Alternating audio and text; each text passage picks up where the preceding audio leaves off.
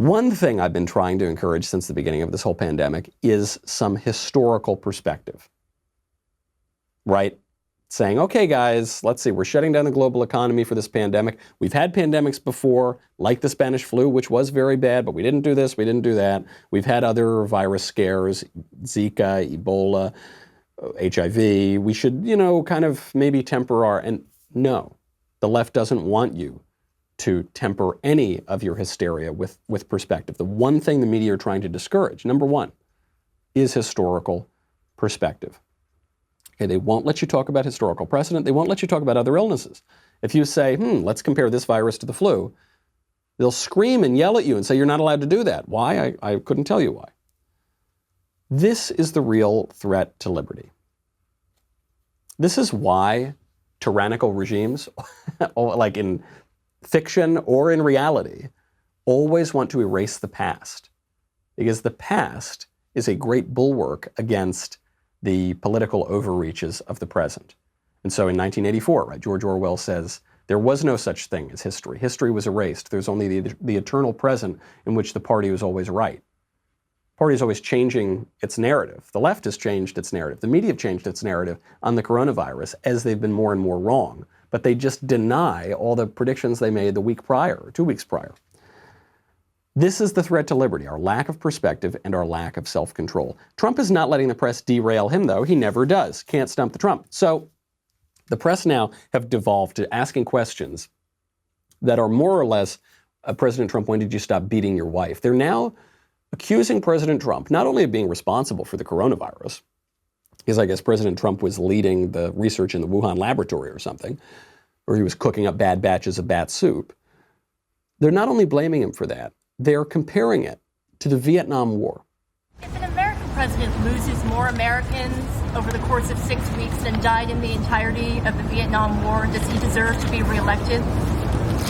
So, yeah, we've lost a lot of people, but if you look at what original projections were, 2.2 million, we're probably heading to 60,000, 70,000. It's far too many. One person is too many for this. And I think we've made a lot of really good decisions. The big decision was closing the border or doing the ban. People coming in from China, obviously, other than American citizens, which had to come in. Can't say you can't come in, you can't come back to your country. I think we've made a lot of good decisions. I think that Mike Pence and the task force have done a fantastic job.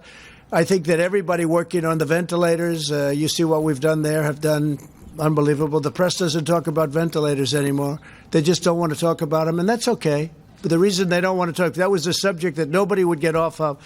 They don't want to talk about them. We're in the same position on testing. We are lapping the world on testing, and the world is coming to us. As I said, they're coming to us saying, what are you doing? How do you do it? And we're helping them. So, no, I think we've done a great job. A great answer from Trump. I would have probably been testier with this reporter because it's such an absurd question. As though President Trump is responsible for a global pandemic that started in China and has gone to every country in the world. Is Trump responsible for the deaths in Italy or the deaths in Iran or the deaths in the rest of Europe or the deaths in the UK or the death? No, of course not. Is it, what are you talking about? But Trump, what he keeps going back to is he says, we've done a great job. We did a great job on this. We did a great job on this. We did a great job on ventilators. Remember the ventilators? Until he said that, I forgot about the ventilators. The ventilators were the biggest story. It's all anybody would talk about. We need to get more ventilators. Andy Cuomo said, we don't have enough ventilators. By the way, it turns out the ventilators don't even really work that well. According to various studies that have been done, most people who go on the ventilators end up dying. Like the ventilators are kind of a last-ditch effort, and they don't really seem to work. So even the idea that the ventilators were the key to stopping the carnage of the virus does not appear to be backed up by evidence. But that was the whole story. And then President Trump ramped up production of the ventilators, worked very well, and all of a sudden the press forgets about it. It's had a memory hole. All of these stupid talking points on the virus. And what Trump is trying to do is bring that back up. It's part of the reason that he keeps going back. He says, wait a second, you remember when you guys tried to impeach me?